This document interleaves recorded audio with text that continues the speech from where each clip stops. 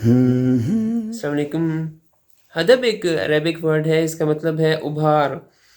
हदब अर्रजुल, हदिब अर्रजुल, किसी आदमी का कुबड़ा होना, ये इसके मीनिंग्स में आ जाएगा।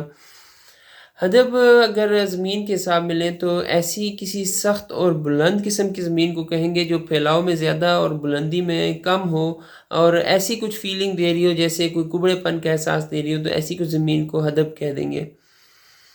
कुरान मजीद में अल्लाह ताला ने फरमाया सूरह अल-अंबिया सूरह नंबर 21 आयत नंबर 96 में याजूज माजूज के बारे में कि वो खोल दिए जाएंगे, और फिर वहुम मिन कुल्ले हदबिन यनसिलून, और फिर वो हर बुलंदी से फिसलते हुए चले आएंगे।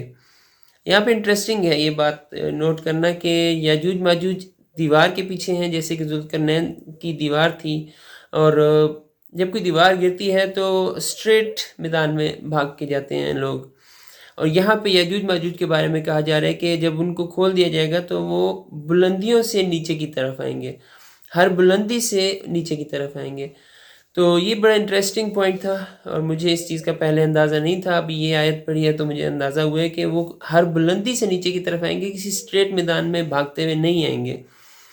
बाकी अल्लाह ताला सही इल्म रखता है, हम लोग तो बस सीख सकते हैं कुछ ना कुछ, और ज़ाहिर बात है इंसान हैं तो कभी गलतियां भी हो सकती हैं, फिर कोशिश करते हैं कि वो गलतियां भी ठीक हो जाएं। अल्लाह ताला हम लोगों को सही इल्म हासिल करने की तौफीक अता फरमाए। आमीन। जज़ाकुमुल्लाह खैर।